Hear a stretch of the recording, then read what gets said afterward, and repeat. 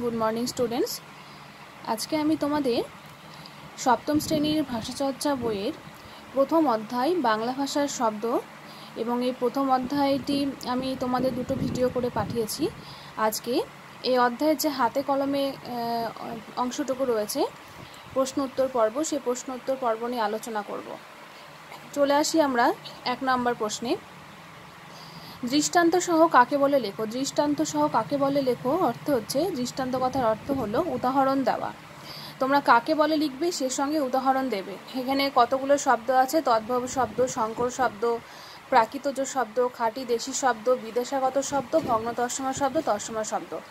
এগুলো সমস্ত সংজ্ঞা মানে কাকে বলে উদাহরণ সহ এই বইয়ের মধ্যে সুন্দর করে দেওয়া আছে। আমি বই থেকে তোমাদের দেখিয়ে দিচ্ছি। তোমরা কিন্তু এগুলো অন্য কোথাও থেকে লেখার দরকার নেই। তোমাদের এই ভাষাচর্চা বইয়ে যে সংজ্ঞাটুকু আছে তোমরা সেখান থেকেই গুছিয়ে লিখবে। তো প্রথমে কি আছে? তদ্ভব শব্দ।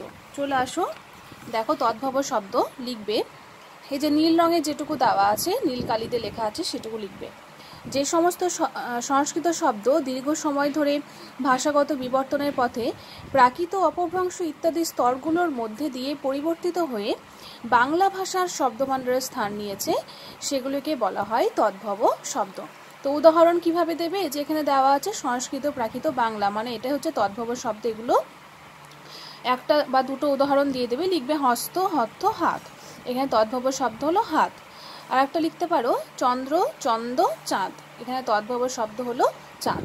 ব্যাস এইটুকু লিখে দেবে তদ্ভব সঙ্গে শব্দের দৃষ্টান্ত সহ সংজ্ঞাতে।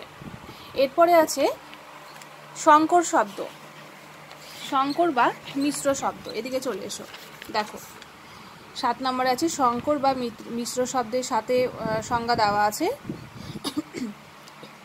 লিখবে তৎসম তদ্ভব দেশি বা বিদেশি শব্দের মধ্যে যে কোনো এক শ্রেণীর শব্দের সঙ্গে অপর শ্রেণীর শব্দ বা প্রত্যয় ইত্যাদির যোগে তৈরি যে সমস্ত নতুন শব্দ তাদেরকে বলা হয় সংকর বা মিশ্র শব্দ। এখানে তোমাদের সংকর শব্দ প্রশ্নে দেওয়া আছে, তবে এটা মিশ্র শব্দ হিসাবেও আসতে পারে। তোমরা সংকর এবং মিশ্র দুটো নামই ভালো করে মনে রাখবে। এবার 2-1টা উদাহরণ দিয়ে দেবে। এখানে একটা উদাহরণ বার করে লেখো। এটা দিতে পারো হাট বাজার। তদ্ভব শব্দ বিদেশি শব্দের মিশ্রণ হচ্ছে হাট বাজার। কিংবা জামাই বাবু, জামাই তদ্ভব শব্দ, বাবু বিদেশি শব্দ। এইভাবে দুটো উদাহরণ দিয়ে দেবে। এরপরে কি আছে দেখো, 1-এর 3, 1-এর দাগে 3-এরটা হচ্ছে প্রাকৃতজ শব্দ। প্রাকৃতজ শব্দ এখানে দেওয়া আছে সুন্দরভাবে। দেখো প্রাকৃত ভাষা থেকে জাত বলে তদ্ভব শব্দকে প্রাকৃতজ শব্দ বলা হয়। তার মানে তদ্ভব শব্দের আমরা আরেকটা নাম পেলাম, সেটা হচ্ছে প্রাকৃতজ শব্দ। তাহলে যদি পরীক্ষা এমন আসে যে তদ্ভব শব্দকে আর কি নামে আমরা চিনি বা কি নামে ডাকা যায়, তোমরা তখন লিখবে যে তদ্ভব শব্দকে প্রাকৃতজ শব্দ বলা হয়, যেহেতু এটি প্রাকৃত ভাষা থেকে উদ্ভব হয়েছে তাই। তো এই প্রাকৃতজ শব্দের দৃষ্টান্ত একই হবে। তোমাদের যে তদ্ভব শব্দ উদাহরণ দিলাম সে একই উদাহরণ দিয়ে দেবে। এরপরে খাঁটি দেশি শব্দ। খাঁটি দেশি শব্দের সংজ্ঞা একদম শুরুতে আছে, দেখো একদম শুরুতে আছে। লিখবে যে শিকড়ের দিক থেকে কোনো শব্দ অস্ট্রিক, কিছু দ্রাবিড় বা কিছু মঙ্গোলয়েড। এই শব্দগুলি বাংলা শব্দভাণ্ডারের সব থেকে প্রাচীন শব্দাবলী। খাঁটি দেশি শব্দ একমাত্র এগুলোকে বলা চলে, বা এই শব্দগুলোকে আমরা খাঁটি দেশি শব্দ বলে মনে করি। এবং খাঁটি দেশি শব্দের অনেক উদাহরণ রয়েছে, 2-3টে উদাহরণ দিয়ে দেবে। লিখে দেবে ধামা, ঢোল, মাঠ, কিংবা চিংড়ি, কাতলা, ফিঙে। তোমাদের পছন্দসই যে কোনো 2-3টে উদাহরণ লিখবে। তারপরে এসো বিদেশাগত শব্দ। বিদেশাগত শব্দের সংজ্ঞা এখানে দেওয়া রয়েছে, দেখো এই যে বিদেশাগত বা বিদেশি শব্দ। বিদেশাগত বা বিদেশি শব্দ কাকে বলে? বিভিন্ন সময়ে বাংলাদেশের সঙ্গে বাণিজ্যিক, সাংস্কৃতিক, রাজনৈতিক বা রাষ্ট্রীয় যোগাযোগের কারণে অজস্র আরবি, ফার্সি, ইংরাজি, ফরাসি, পর্তুগিজ, ওলন্দাজ, তুর্কি, চীনা জাপানি, বর্মী, রুশ শব্দ বাংলা ভাষায় প্রবেশ করেছে। এই যে এতগুলো শব্দ, এতগুলো ভাষার নাম তোমরা না লিখলেও পারো, 3-4টা লিখলেও হবে। লিখবে যে আরবি, ফার্সি, ইংরেজি এবং অন্যান্য বিদেশি ভাষা লিখে দেবে, যদি মনে না থাকে সেক্ষেত্রে বলছি। আর কেউ যদি তোমরা পুরো এই নামগুলো মুখস্থ করতে পারো তাহলে তো খুবই ভালো। বাংলা ভাষায় প্রবেশ করেছে এই শব্দগুলোকে আমরা বিদেশাগত শব্দ বলবো। তো এই বিদেশাগত শব্দের আর একটা নাম আছে, সেটা হচ্ছে বিদেশি শব্দ। দুটো নামই তোমাদের মনে রাখতে হবে, বিদেশাগত আর হচ্ছে বিদেশি শব্দ। এই যে এগুলো সবই বিদেশি শব্দ। বিদেশি মানে হচ্ছে যেটা এই দেশের নয়, আমাদের দেশের বাইরে যেটা, সেটা হচ্ছে বিদেশি। সেই বিদেশি শব্দের মধ্যে প্রচুর শব্দ পড়ছে, যে এই শব্দগুলো সব পড়ছে আরবি, ফার্সি, ইংরাজি, ফরাসি, পর্তুগিজ, ওলন্দাজ, তুর্কি, চীনা, জাপানি, বর্মী, রুশ। 2-3টে উদাহরণ দিয়ে দেবে, লিখে দেবে হাওয়া, হিসেব, হাজার, এই 2-3টে দিলেই হবে। এরপরে দেখো, 1-এর দাগে 6টা ভগ্ন তৎসম শব্দ। ভগ্ন তৎসম বা অর্ধ তৎসম, আগের দিনই বলেছিলাম যে ভগ্ন তৎসম শব্দের আরেকটা নাম আছে, সেটা হচ্ছে অর্ধ তৎসম শব্দ। কি আছে? যে সমস্ত তৎসম শব্দ বাংলা ভাষায় অবিকৃতভাবে গৃহীত হবার পরেও উচ্চারণ বিকৃতির কারণে রূপ বদলেছে, সেই শব্দগুলি অর্ধ তৎসম বা ভগ্ন তৎসম শব্দ। উদাহরণ দেবে এভাবে, কৃষ্ণ থেকে কেষ্ট, এই কেষ্টটা হচ্ছে ভগ্ন তৎসম বা অর্ধ তৎসম। বিষ্ণু থেকে বিষ্টু, শ্রী থেকে ছিরি, এভাবে 3-4টে উদাহরণ দেবে। এরপর আছে দেখো 1-এর দাগে 7টা তৎসম শব্দ। তৎসম শব্দ কোনগুলো? একদম শুরুতে আছে। যে সমস্ত শব্দ সংস্কৃত ভাষা থেকে অপরিবর্তিত আকারে, আমি তোমাদের পড়ানোর সময় বলেছিলাম অপরিবর্তিত মানে যেটার কোনো পরিবর্তন হয় না, কোনো পরিবর্তন ছাড়াই অপরিবর্তিত আকারে বাংলা ভাষায় গৃহীত হয়েছে, তাদেরকে তৎসম শব্দ বলা হয়।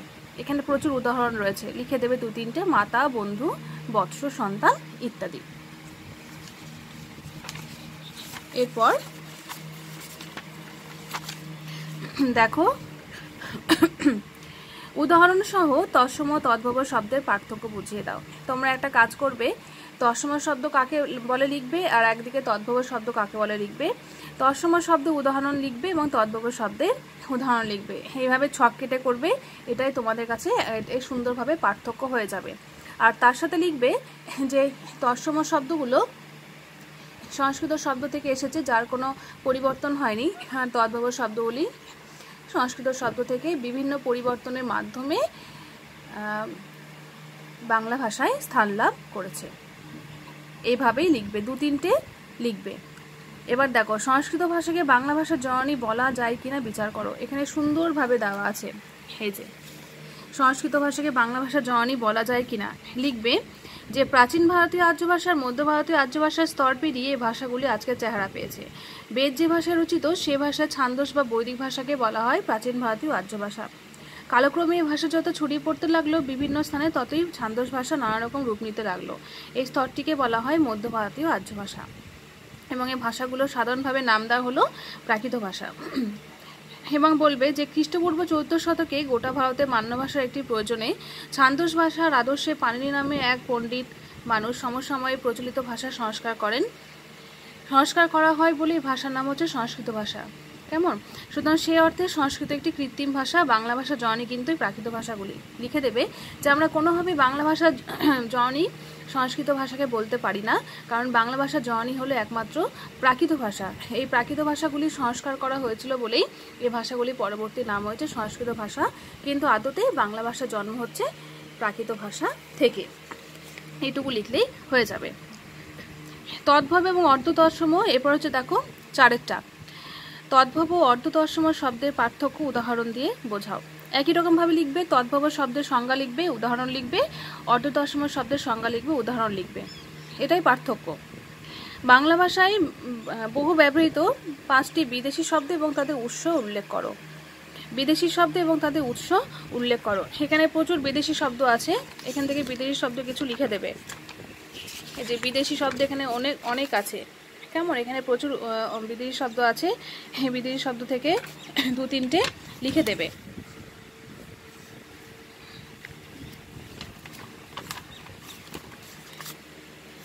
এই যে এখান থেকে লিখে দেবে বিদেশি শব্দ, এই যে পেয়েছো 5টা। হ্যাঁ, এরপরে দেখো, আর এগুলোর উৎস কিন্তু এভাবে উল্লেখ করতে পারবে না, কারণ এখানে বিদেশি শব্দের কোনো উৎস নেই। এগুলো তোমরা যখন উঁচু ক্লাসে উঠবে তখন কিন্তু এগুলো উৎস অনেক পারবে, ঠিক আছে? তোমরা শুধু আপাতত এই বিদেশি শব্দ, দেশি শব্দ এগুলোই মুখস্থ করবে। নিম্নধৃত 6টা নিম্নধৃত অংশগুলির নিম্নরেখা চিহ্নিত শব্দের উৎস নির্ণয় করো। দেখো, তুমি একটা স্পাই হচ্ছে বিদেশি শব্দ, ইংরেজি থেকে এসেছে। ইমারত তৈরি করা কত সোজা, 6 দাগে 2-টা। ইমারত তৈরি করা কত সোজা। ইমারত হচ্ছে আরবি শব্দ, আরবিটা কি শব্দ? বিদেশি। যদি কেউ আরবি ফার্সি এভাবে লিখতে না পারো তাহলে শুধু বিদেশি লিখলেও চলবে, বিদেশি লিখলেও হবে, শুধু বুঝে নিতে হবে শব্দটা দেশি না বিদেশি। সোজা দেশি শব্দ। 6 দাগে 3-টা, সুযোগ পেলেই মাটিতে হাত লাগিয়ে ছানাছানি করতাম। এখানে মাটিতে হচ্ছে তদ্ভব, মাটি তদ্ভব, মৃত্তিকা মট্টিয়া থেকে মাটি, তাহলে তদ্ভব হচ্ছে মাটি। আবার হস্ত থেকে হাত, হাতটা হচ্ছে তদ্ভব বাংলা, যেটাকে তদ্ভব বাংলা শব্দ। ছানাছানি হচ্ছে শব্দদ্বৈত। এটা ছানাছানি একই শব্দ দুবার ব্যবহৃত হলে তাকে শব্দদ্বৈত বলা হয়। মা, মাতৃকা থেকে হচ্ছে মা এসেছে, মা তদ্ভব শব্দ। ঠ্যাং দেশি শব্দ। কুৎসিত হচ্ছে অর্ধতৎসম, কুৎসিত থেকে কুৎসিত অর্ধতৎসম। এই তুফানেতে কেউ গাং পাড়ি দিও না, তুফান হচ্ছে বিদেশি শব্দ, গাং হচ্ছে গঙ্গা থেকে গাং, তদ্ভব শব্দ। তাহলে এগুলো তোমরা খাতা লিখে নেবে ভালোভাবে। এরপর হচ্ছে টিকা। দেখো, খণ্ডিত শব্দ, ইতর শব্দ, মুন্ডমান শব্দ। টিকা তোমরা কাকে বলে এবং উদাহরণ লিখবে। এখানে দেওয়া আছে সুন্দরভাবে, তোমাদের আগের দিন পড়িয়েছি খণ্ডিত, ইতর এবং মুন্ডমান শব্দ। দেখো,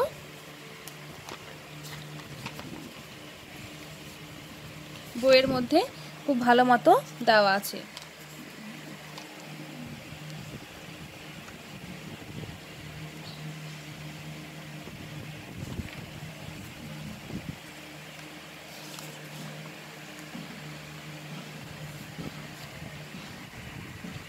দেখো এখানে আছে, আমি দাগিয়ে দিচ্ছি। এই যে ইতর শব্দ, এই যে মুন্ডমাল শব্দ,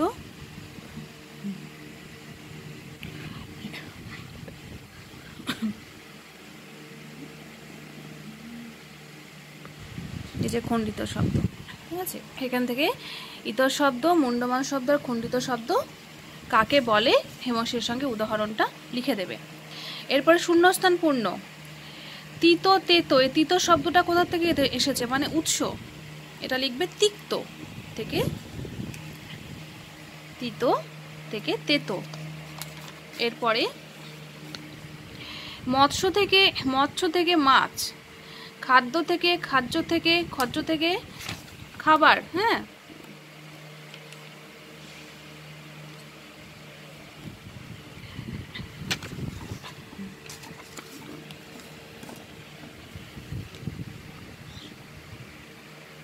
রাজপুত্র থেকে রাজপুত্তুর,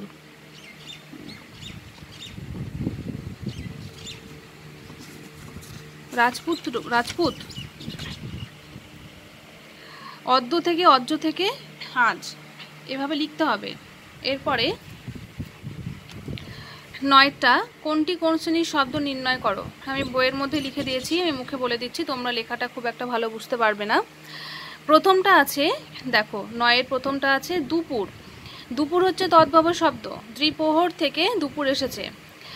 তারপর হচ্ছে খোকা, খোকা হলো প্রাদেশিক শব্দ, হচ্ছে ওরাও থেকে খোকা এসেছে। ঝান্ডা হিন্দি শব্দ, কলম আরবি শব্দ।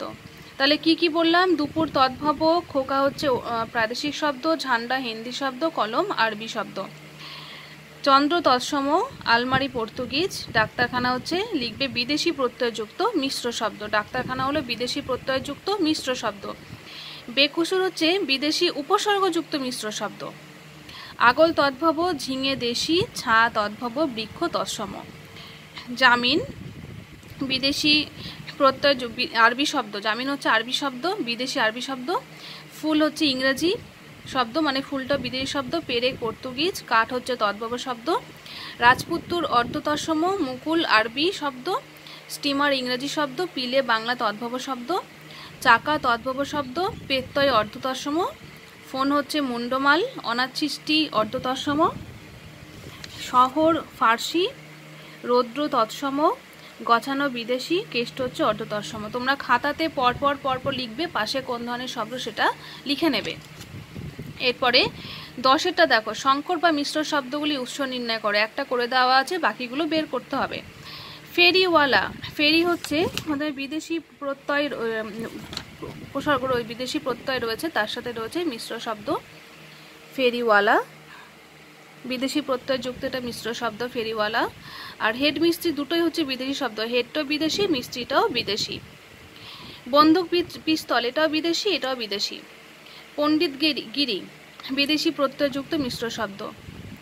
প্রত্যয় রয়েছে, যে গিরি রয়েছে এটা বিদেশি প্রত্যয়, যে ওয়ালা রয়েছে এটা বিদেশি প্রত্যয়। হ্যাঁ, তো যেটা যেরকম আছে সেটা সেভাবে লিখবে। পদ্মপুকুর প্রথমটা বিদেশি, তারপরটা তদ্ভব। শাকসবজি